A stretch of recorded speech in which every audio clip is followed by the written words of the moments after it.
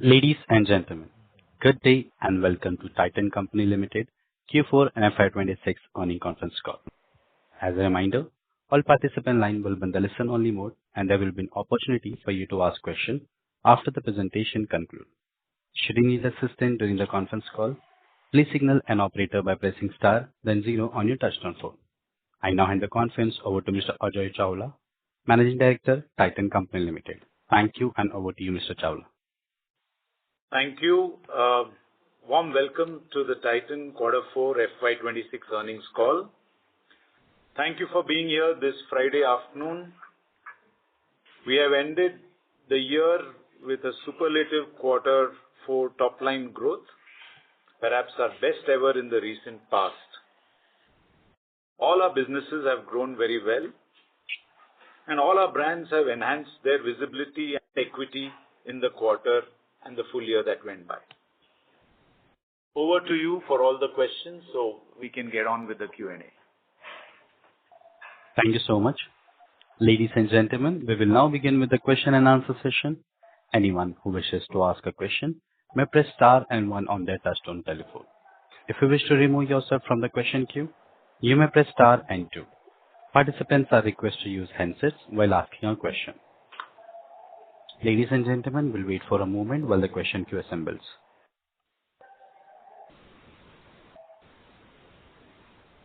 Our first question comes from the line of Devanshu Bansal from Emkay Global. Please go ahead.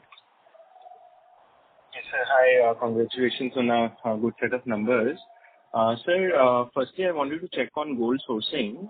The industry sources a considerable part of gold from Middle East, and there was some news flow also that there has been delay in renewal of import licenses by DGFT. Checking if you could provide some color on the current inventory levels as well as any increase in costs related to sourcing that you foresee in the near term. Hi, Devanshu, Ashok here.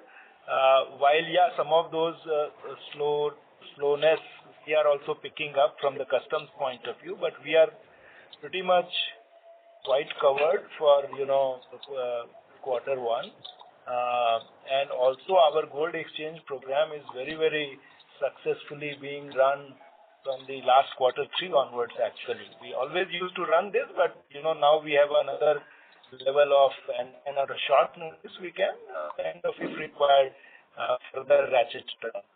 And some of the other plan Bs are also ready, so we are at least not concerned in the short term as far as gold supply is concerned for Titan, Tanishq and CaratLane perspective. Got it, Mr. Sundharia. Sir, just small follow-up. From an availability perspective, I understood, but do you foresee any increase in cost? Maybe our gold metal loan cost was around 3-odd%. Do you foresee an increase there? No, not yet. Actually, now, if you would recall, gold loan tenure has been increased from 180 to 270 days, and I think we are working on that and we are successful in starting that also. So we don't see any increase in cost in gold loan, at least in the short term. Sure, sir. Second, couple of bookkeeping questions. Sir, Damas is a recent acquisition. International loss has been around 80 crore in Q4.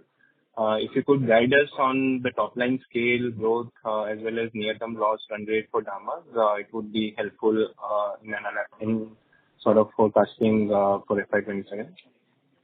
One of the positive news for international business, if you look at the full year, at operating level, they become profitable. And this is the first year after 2-3 years back we started and we scaled it up. So full year basis, it is profitable. Quarter 4 certainly had challenges, which we all are aware. March month was quite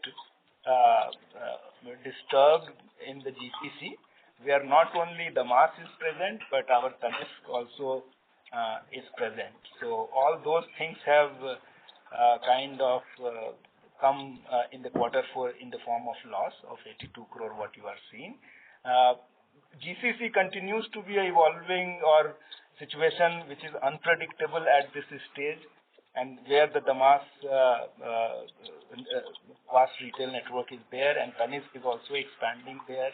through some conversion of the mass retail network. So a lot of restructuring going on there.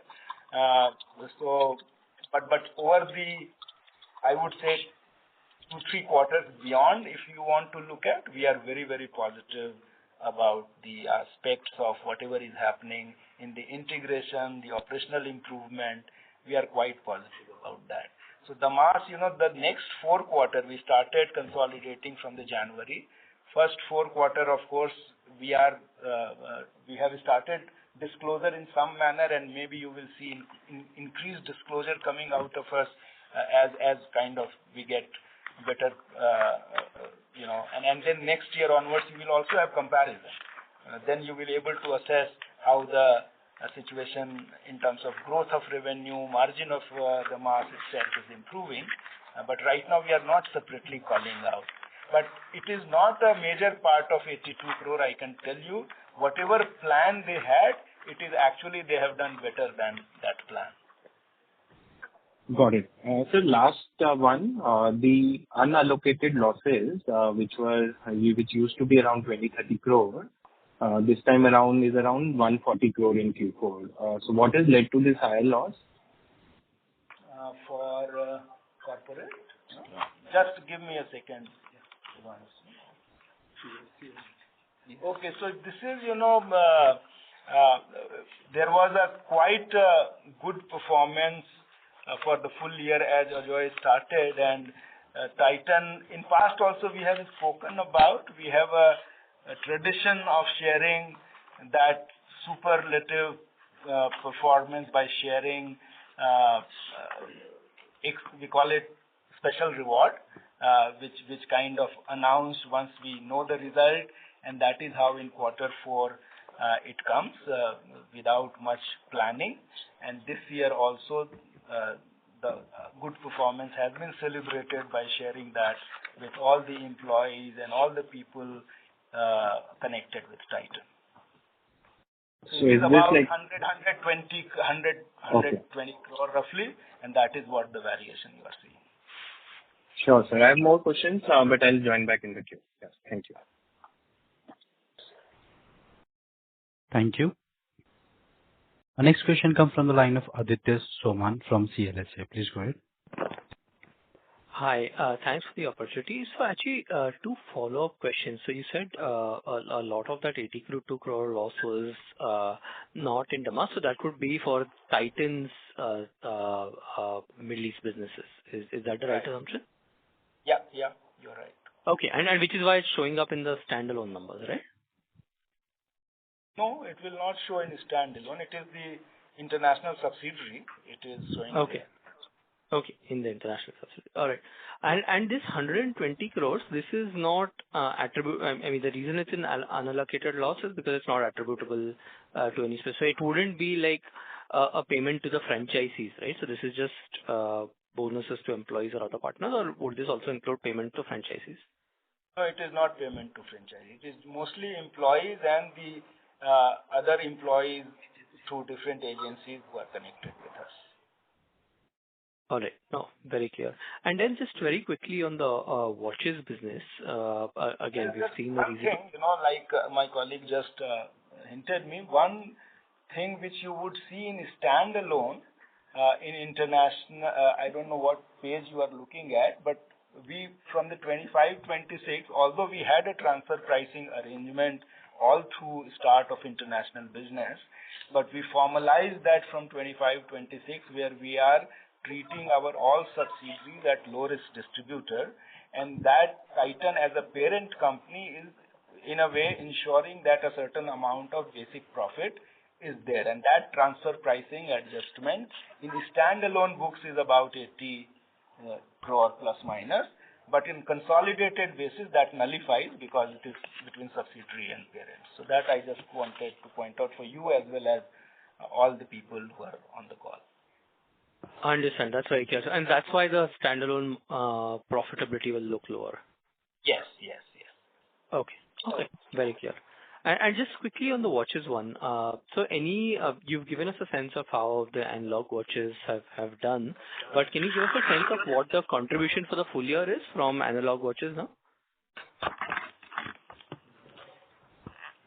Here for the Hi, this is Denny here. Analog watches overall growth has been around 16% for the year. If you look at both smart and analog put together, because smart reduced in numbers, overall growth has been about 14% for the watches division. And you were asking about contribution. What contribution were you looking for? No, just a revenue contribution of analog watches within the overall business or within the watch business. That is. Within overall business. Analog within the watch business. Analog within the watch is around 85%. No, 90. Now 90. Now closer to 90, yeah. Okay, very clear. Thank you.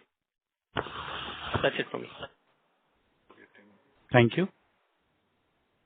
Our next question comes from the line of Mihir Shah from Nomura. Please go ahead. Hi, sir. Congrats on a good set of numbers. Thank you for taking my question. So first question is on buyer growth. I just wanted to get a sense of what led to the return of buyer growth to 8% versus flat that we've seen for the past 9 months. Was it a brief period of stable gold demand that brought it back, or I'm sure you'll be doing certain activations, etc., on diamond. So how should one look at the return of buyer growth? Was it more from gold point of view or from activation point of view? Yeah, thanks. This is Arun Narayan here. So very clearly we have seen resurgence in buyer growth in quarter 4, and what we have reported is 8% versus a flattish for the period prior to that. Now, two clear types of buyers: those who are waiting on the sidelines for to buy, and pretty much we have seen gold rates go up from festive onwards, so Q3 onwards. It's been climbing, and there are many customers who were waiting on the sidelines who came in to buy in quarter 4. And we've also seen an advancement in wedding purchases because people were anxious that it could go up even beyond. And those who have weddings in their families in quarter 1 also ended up coming in the months of Feb and March too.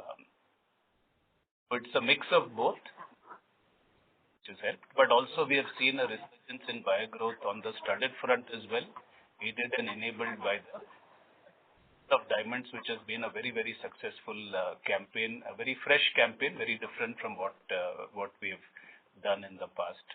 So on both sides, we have seen a good buyer growth.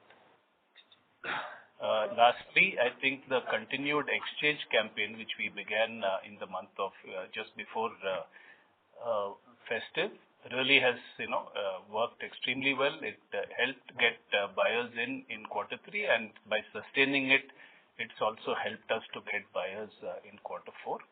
And now we are running the exchange campaign both as a standalone campaign, and you may have seen that a lot of our Tanishq campaigns, which are new collection campaigns, also have an exchange section in the same campaign. So in a sense, it's getting reinforced with every campaign that we run. Understood. Arun, may I request if you can crystal ball gaze on how do you see the sustainability of this? Do you think the exchange program will help us ensure some level of buyer growth to continue? We think so. We believe so. That's why we are sustaining the investment behind exchange. It's very relevant for wedding buyers. It's also relevant for others who are looking at updating their collection of jewelry. And I mean, and the sentiment also of the campaign has resonated very well with people because it has a certain public service message and nationalistic angle to it. So all in all, we think that it is a good thing to run, and it will give us rewards even going forward. Got it. That is clear. So that's one. Secondly, wanted to get your sense on the increase in ticket size that we've been witnessing over the past 2 quarters of 44 and 40%.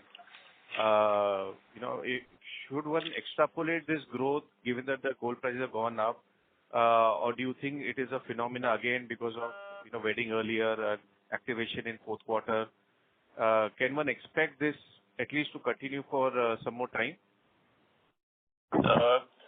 Yeah. So if you track the gold rate trend of last year, you will see that there have been increases on a consistent basis and a big jump which happened close to Dashera, and thereafter it's gone up significantly. So therefore, there will be, in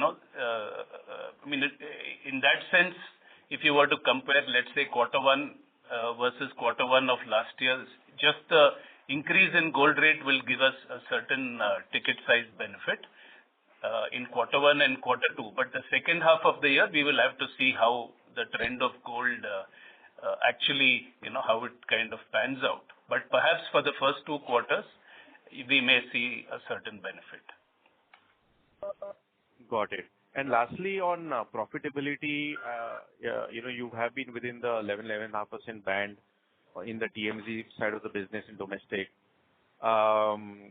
Any confidence on sustaining these levels? I understand this quarter, while it is down YOY, but because of the gold diamond activation, it will be optically sequentially better. But ability to sustain these margins, any insights of that will be great. Yeah.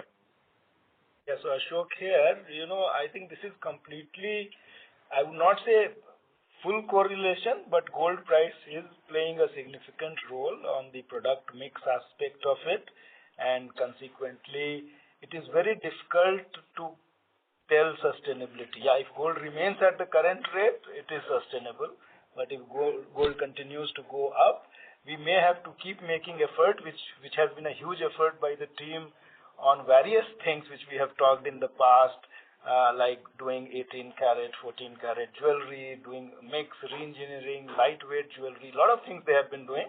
So to some extent you can offset that, but beyond a point, there will be impact on margin, and that is visible. Some 10-20 basis point we have been kind of losing, and the other thing which we are able to offset sometimes through the control of our overhead costs, etc., optimizing that. So I would not give you a good assurance that this is sustainable. A lot of things are going on, and maybe we will have more informed view to guide a little bit about this. How do we see it, in the context of where growth is number one priority? How do we see it maybe in our investor day, which we are planning in June first week? Yeah. Got it. Understood. Ashok sir, the gold prices have constantly gone up and you've been able to manage well. And I was, asking in that context only. But I hear you, and we look forward to, seeing more guidance from you on the first week of June. Thank you. That's all from my side. Keep sending your blessings.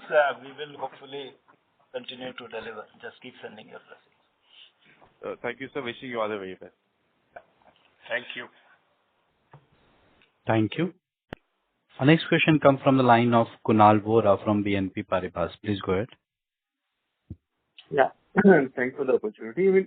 Gold price is now stabilized at a fairly high level. How is the consumer managing with the high gold price? What is the behavioral change which you are seeing? Any changes in trends in, like, say, exchange or shift towards lower carat or increase in the jewelry budgets, buying gold coins? What's happening in the market?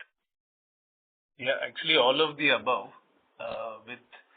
Because I think people have started accepting gold at this level, and this small cool off that we have seen in the last month or two is also kind of helped to bring people back, because there seems to be an acceptance that in the medium to long term it's again going to go back to its trajectory of upward movement. That seems to be the sentiment with consumers.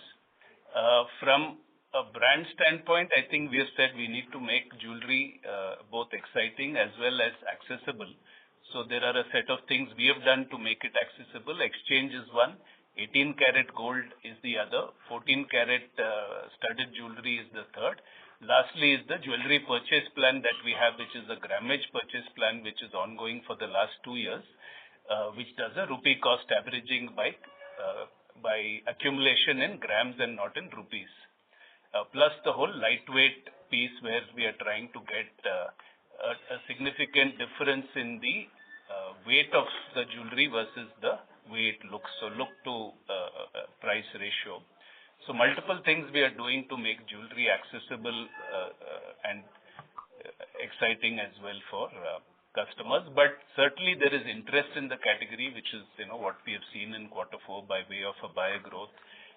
both in diamonds, studded jewelry, and in gold jewelry. And we are also expanding the pie by what we have launched also this Akshay Tritiya, which is getting entry into a whole new world of natural gemstone jewelry to make jewelry more exciting and provide collections and stories which have never been seen before. So a bunch of things we are doing to keep jewelry and the category exciting and accessible. Understood. Just a follow-up there. So FY26 was a strong year for you, and the base will keep getting higher, especially in the second half. Can you share your early thoughts on FY27 jewelry sales growth? Also, you mentioned customers might have preponed purchases. Is that a risk for FY27, and how, let's say, confident are you of, let's say, maintaining the growth rate or, let's say, at least 20% growth which you've been talking about in the past? How doable is that? Yeah, I think in the past we have said between 15 to 20. So in a sense, that holds good, and we hope to do that and maybe do a bit better. In a sense, this preponement is, can keep happening, because at each month you can keep advancing from the future because wedding dates are in a way sustained. But it all depends upon the trajectory of gold and what impact that makes on consumer sentiments. So we'll, too early to call on that, but we are hopeful to keep to the same guidance we may have given in the past. Whether we will sustain this trajectory, I think perhaps time will tell. No, understood. Just lastly, any comments on LGD for a beyond? Would you look to scale it up this year?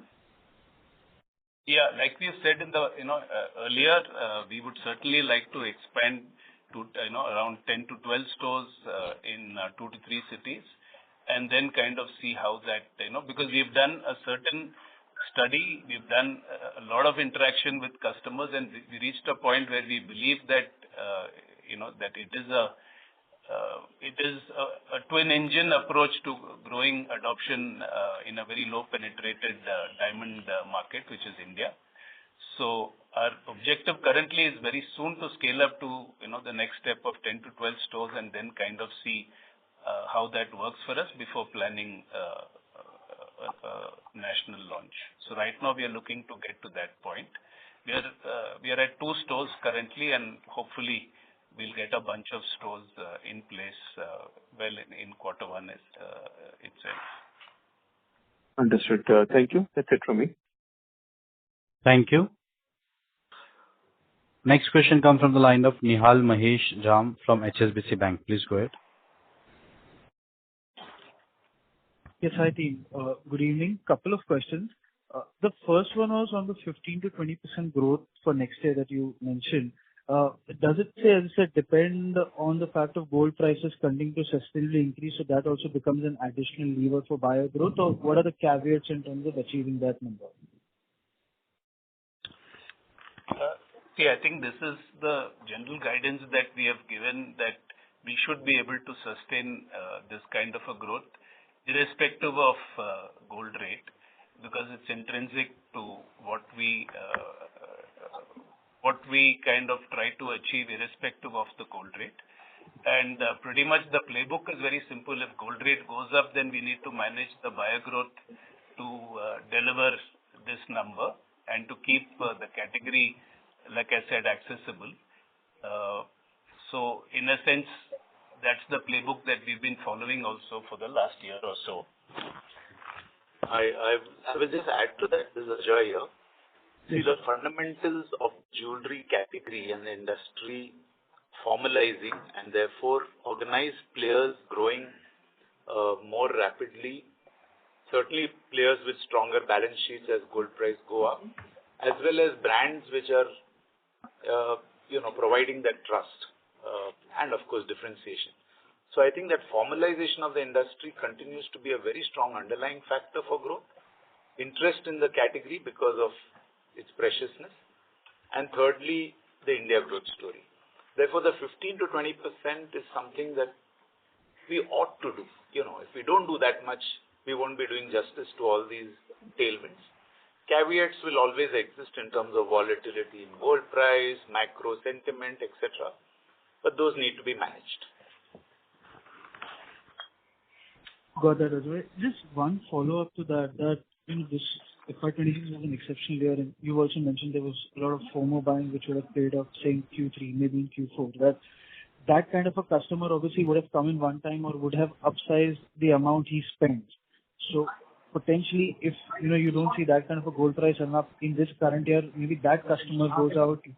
Does that still have any impact on this 15 to 20%? Just asking your views on that. See, I think this 15 to 20%, whenever we have given, we've never said it for a quarter or for a certain period. It's typically an annualized number and also a kind of a CAGR for the next 3-4 years. And I would stay with that. Pluses and minuses will happen. Preponement, postponement can keep happening, but that's more noise which happens between month to month, quarter to quarter. Think of it over the next 3 to 4 years. What should be the growth? I think India growth story and the formalization of the sector will land you in this space. Got it. Final question, beyond obviously the mix of gold and diamond, which is sort of changing, is there any other pressure on margins in terms of, say, competitive intensity, or is just mainly the mix that is leading to the uncertainty? No, it's primarily that. Nothing else that's in the mix. So coin plays a role these days because investment-led orientation is high, and that and plain gold and diamond, these are the three broad categories which interplays and impact the margin of jewelry division. Yeah. Understood. Thanks. Thank you. Ladies and gentlemen, in order to ensure that the management will be able to address all the questions from the participant, we request you to kindly limit your question to 2 questions per participant. If you have a follow-up question, please rejoin the queue. Our next question comes from the line of Kevalya Bank from IIFL Capital. Please go ahead. Hi, sir. This is Percy Panthaki here. I just wanted to understand on the competitive and margin front for the jewelry business, what is the situation now in terms of competition? Is it still sort of on a YOY basis getting more intense in terms of discounting and so on? And on a standalone basis now for the India business, what kind of EBITDA margins are we confident of achieving in FY27? Okay, thanks, Percy. I'll answer the competition question. I think competition has become business as usual. Nothing, and I think we have shown that we've got a playbook to kind of to deliver sustained results. So it's not something that we are so concerned about. And it's competition is here to stay. And what Ajoy mentioned on formalization is also resulting in organized competition, putting up stores and adding stores across geographies. So that's something that is now par for the course. And as far as margin is concerned, I was answering to the earlier question where I was asked that 11.2% and how much it can sustain. So in a way, we have been focusing on growth, and in the current environment of gold prices, it's very difficult to predict or give you a number that or a small range that within that we will operate. Idea is that if we are growing revenue 15 to 20% in the same ballpark, can we grow our EBIT also at least a little bit lower than revenue because the structural gold price impacts are happening. We talked about product mix, etc. But a healthy growth of EBIT, which would be a source of cash flow and value creation overall. But we will talk maybe more about that in our investor day, that how do we view this, which is going to be in June first week. Okay. Yeah, and on the top line, given supposing if the gold price remains roughly at 150,000 for the rest of the year, on a YOY average basis, that would still be a significant inflation. And although not fully, to some partial effect, the gold price inflation typically has a positive effect on the top line growth. So when you are saying a 15-20% growth, aren't you lowballing the possible growth for FY27 given where the gold price is currently? So we are not lowballing. We said this is the medium to 3 to 5 year horizon. If you want to look at, this is the growth rate we are expecting.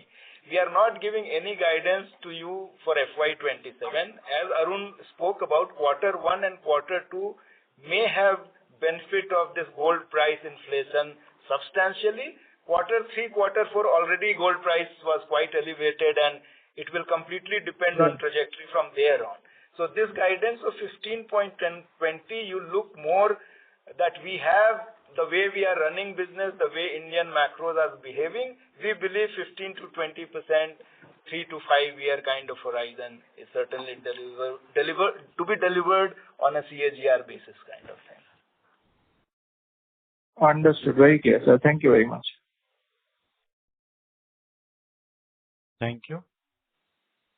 Our next question comes from the line of Jiganshu from Benson SG. Please go ahead. Hi. Thank you for the opportunity. I just have one question. A lot of this has already been discussed. Wanted to touch base on CaratLane. The commentary seemed to suggest to me that one of the reasons why the growth sort of slowed from last quarter to this quarter was a preference for higher gold jewelry across customers, and which is why the studded jewelry value proposition for CaratLane had a challenge. This almost suggests there is fungibility of gold versus studded, or indeed CaratLane versus Tanishq/Mia. Is this understanding correct, or is the customer's use case and profile different for these two? How do you think about it structurally? Somen is there on the line, but Ajoy. Somen, are you there? You want to? I'm there. I'll take. Hi, this is Somen here. I didn't, draw that kind of a conclusion by one quarter's, result. And I think if you look at even the studded sales of Tanishq or even otherwise, I think it has been a good sales, good growth. For CaratLane specifically, among other things, we have grown to the tune of 22-23%, which is per se not bad. But we also had a big, platform level shift, meaning we moved from our legacy ERP to, Oracle Fusion. That had created some degree of operational challenges, especially in the month of January and first half of February. And February month is very critical for CaratLane.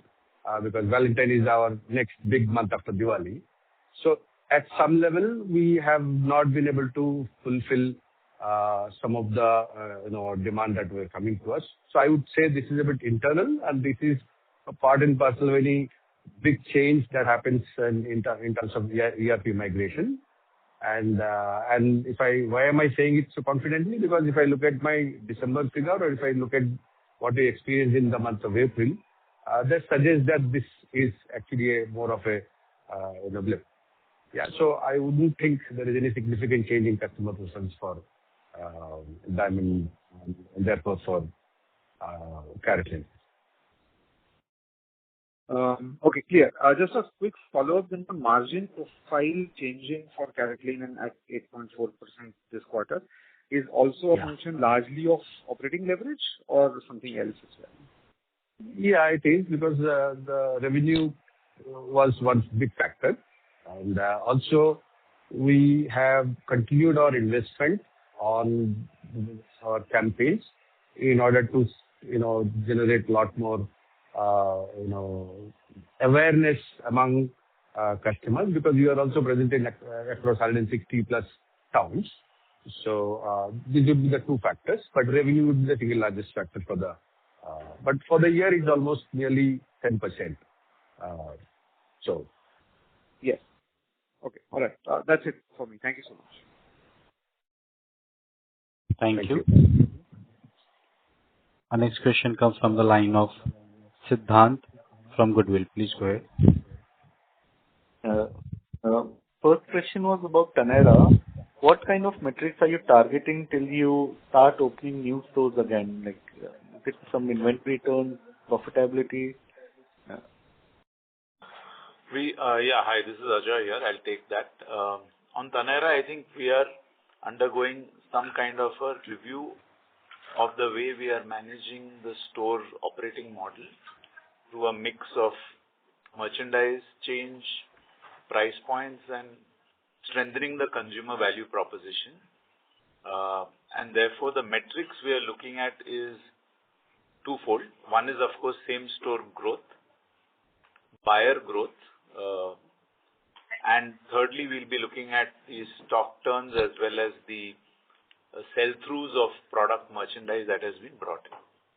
These are the top level pieces that we are tracking, and a lot of work is underway to kind of bring in a lot more buyer growth, particularly in the sub 10,000 price band category. And some of that will start showing up in the next few months. Okay, that's great to know. About the Damas, just I wanted to understand a little more about the minority stake. So, because we're converting some Damas stores to Tanishq, how does it work for the minority shareholder? And what is the acquisition plan like for the residual stake in 3-4 years, whenever it is planned? Because in case it is very successful, you might not want to overpay for it or something like that, right? If it is very successful, we are happy to overpay. But it is about 4 years after that occasion would come where partners can discuss and transact.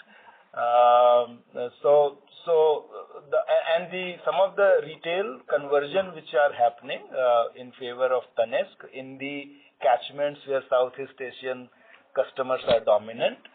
They are under a franchisee model with Damas. So minority shareholder interest has been completely protected, and both the partners are in full partnership, taking some of these calls for the upliftment of brand equity and everything what Damas is expected to do for our Arab segment. Yeah. Understood. That was good to know. And the third question would be, would we expect the momentum at Teal to continue, and how's the Just Tech acquisition doing? So that has done wonderfully well, which you can see in the full year result, I think, which we have spoken about. And Teal has good opportunities unfolding under various domains, and they are a powerhouse of engineering, precision manufacturing. Ajay, you want to add something? Yeah. I think the Teal business has some good growth tailwinds or opportunities sitting in front. A lot of India manufacturing coming in, a lot of investments, aerospace sector, defense, infrastructure, electronic chips. So manufacturing itself, because of partly government-led incentives, as well as the fact that internationally many clients are choosing to have a China Plus One strategy. Both of these augur very well. And the automation business as well, having a lot of opportunities thanks to a lot more new sectors also emerging, from batteries to EVs to so many other things. Understood. Thank you so much.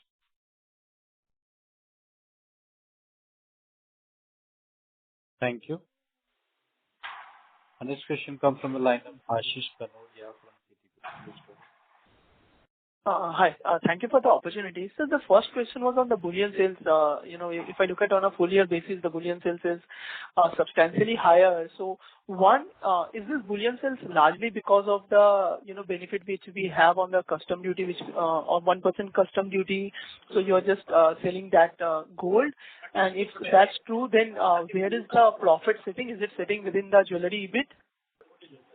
No, this is more inventory management. We have been running gold exchange program at a very, very successfully. You would have seen our campaign around that from Q3 onwards. And a lot of gold we are buying from customers, from their vault, and we don't want to hold it for long, so we continuously keep liquidating that and replacing it when we really need that volume. There is no 1% angle to this. We are not getting enough quota, from the government to get that 1% thing. So, it is not at all linked with that. And actually, there is no, in a way, profit because it is just inventory optimization. Clear point, sir. The second question was on the jewelry EBIT. Now, when I look at on the standalone basis on the reported financials, the jewelry EBIT is around 1,711 crores, and when I look at the revised disclosure of the TMZ business domestic, it's around 1,813 crores. So there is a difference of around 102, 103 crores. Now, please help me correct if I'm wrong here, but this is basically the difference in revenue as well as on the EBIT. Absolute EBIT is largely because of the primary sales which happened from India to international. And if that's true, why is there suddenly 102 crore loss this quarter versus typically having profit? Because this is mostly gross margins on the primary sales. So that, I spoke about that transfer pricing adjustment of about 80 plus crore. That is sitting into the India international business. That is why you are seeing that loss. Otherwise, and this is a new thing, as I spoke in the beginning, sometime during the call, that Titan as a parent company is ensuring that its international subsidiaries who are doing this jewelry business, they are low risk distributor, and we ensure that they have a minimum profit there. So that is sitting there.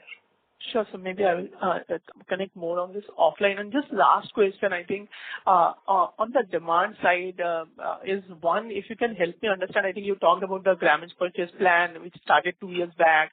So one, when did we started seeing the first, which quarter did we started seeing the, maybe the redemption of the same? Because I think it's typically a 1 year phenomena. So that's one. And second thing is, this 1Q will have Adhik Maas as well. And when I look at historical numbers, 2018 we saw some de-acceleration in growth because of Adhik Maas.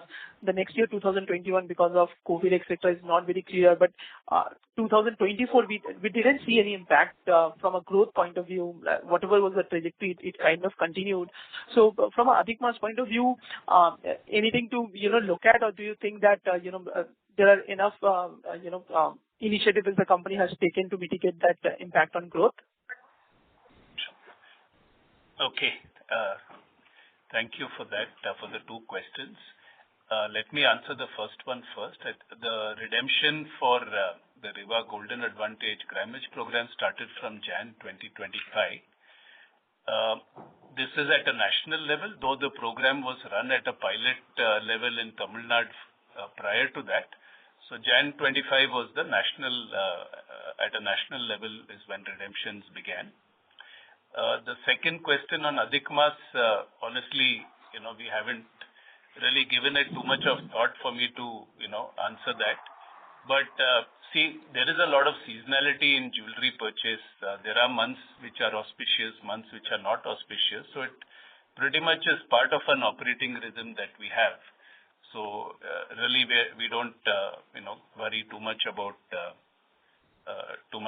this. Sure, sir. Thank you and all the best. Thank you so much. Thank you.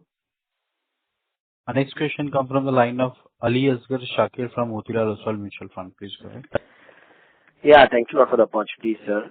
So just have one question on the margins. So, we've seen margin slightly coming down, obviously, because of the prices going up, and, you also have to offer promotions, discounts to the customer.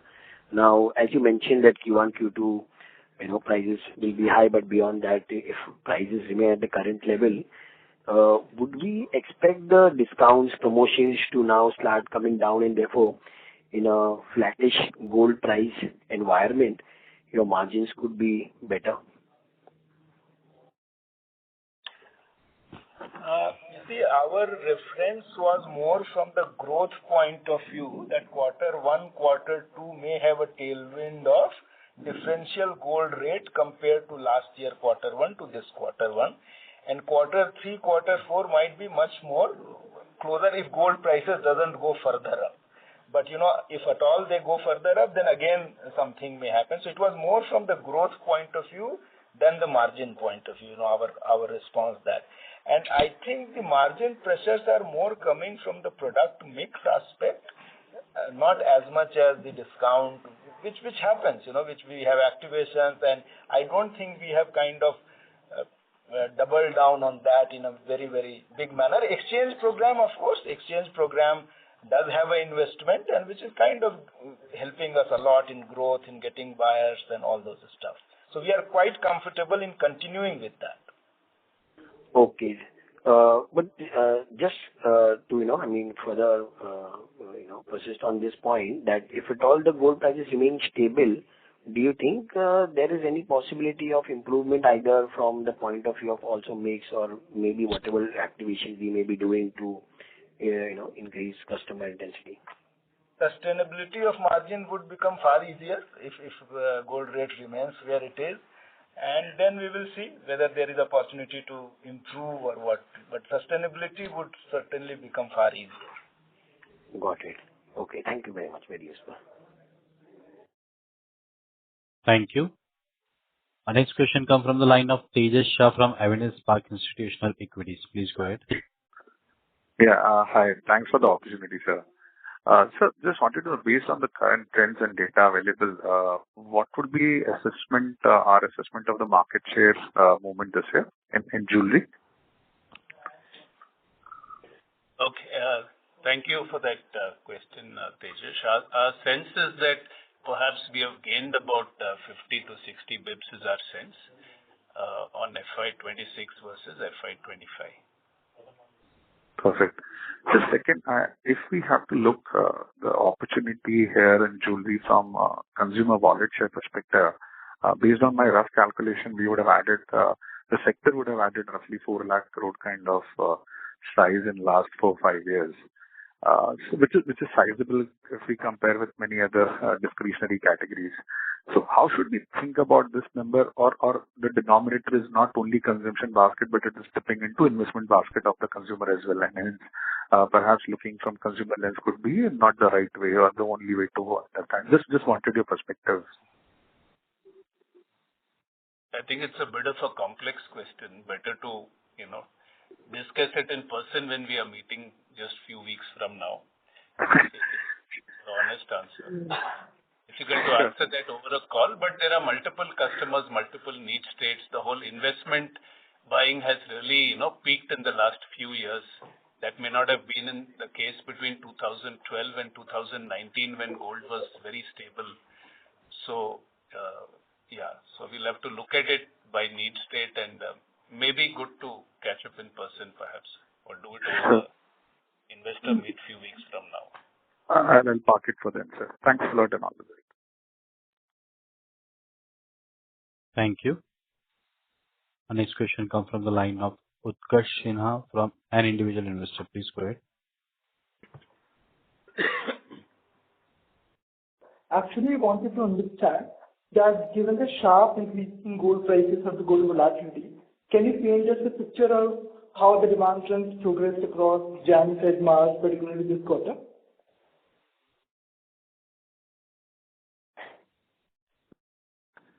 I think gold price increase has actually created more interest in the category, is my sense. This is Ajoy Chawla. And it's not just for investment demand, but even for jewelry demand, gold as well as studded. I think Arun shared that how people have requirements for wedding, people have requirements for adornment. I think the interest in the precious jewelry category has got heightened with the high gold prices and across segments, young, old, modern, traditional.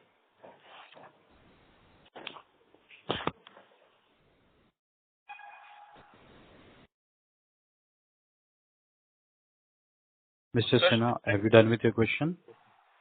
Yeah, I guess there was a network issue. No, yeah, just received. Thank you, sir. Thank you. Our next question comes from the line of Devanshu Bansal from Emkay Global. Please go ahead. Yes, sir. Hi, thanks for the follow-up opportunity. Sir, I wanted to check on this new gemstone-based hues collection that we have launched. What is the strategic rationale behind this launch? Is it also an attempt to address the current challenges at entry-level price points, or is it to address the relatively slower growth in the studded segment? And second sub-question is, how is the margin profile for this line of jewelry? Is it in line with the studded jewelry? Okay. Thank you. Thank you for that question, and also thank you for noting this new development from our side. It's an effort to grow the category. So far, the category has been seen through the lens of coins, gold jewelry, and studded jewelry. We are adding a new dimension to it of natural gemstones with gold, and therefore attempting to create another engine of growth for us. There are, the category is a very, very, let's say, the category's penetration for gold is extremely high in India, and we are seeing that over the last few years, the design seeker in the category is growing by leaps and bounds, in addition to the value seeker who's there to get, the best value for their hard-earned money. And the design seeker in the category is looking for new expressions in gold jewelry. And we are adding a dimension to it by adding natural gemstones. And natural gemstones is a completely different world where there are multiple types of natural gemstones from different parts of the world which can be embellished in gold to create a whole new range of jewelry. So that's what we are aiming to do with this. Hues is just the first attempt or first collection, and there'll be many more coming up in this. So we're not approaching it from a margin standpoint or from any other standpoint, but we are only approaching it from creating a new dimension and ensuring that the category in which we operate stays exciting.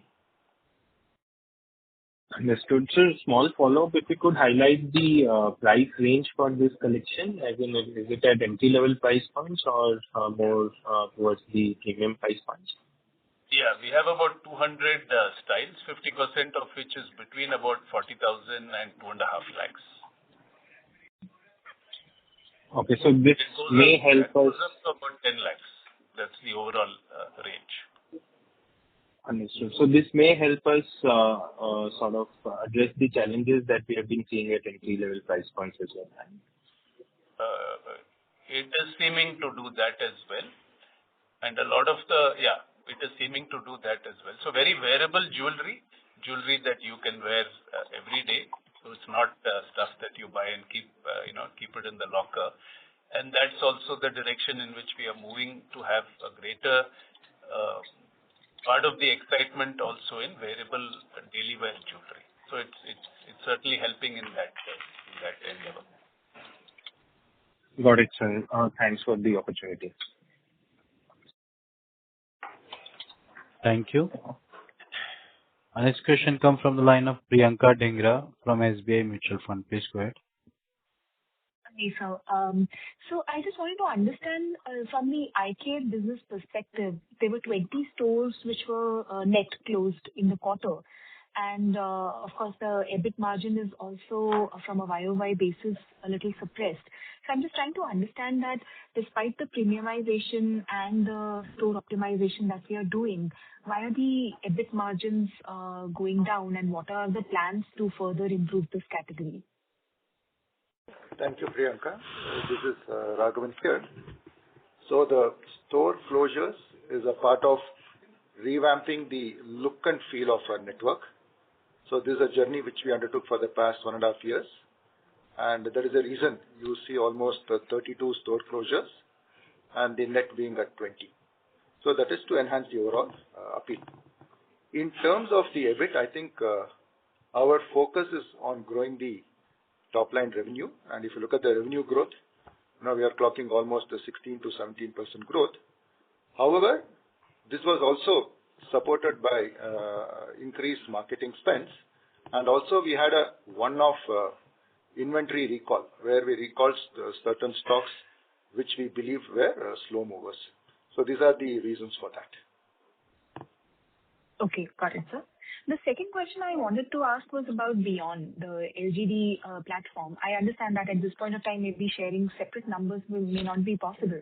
But how was the, let's say, the Valentine's period sale for Beyond? And do you see kind of parity between CaratLane or let's say Mia versus Beyond? Do you think that the footfalls are increasing? If you could give us some color around Beyond.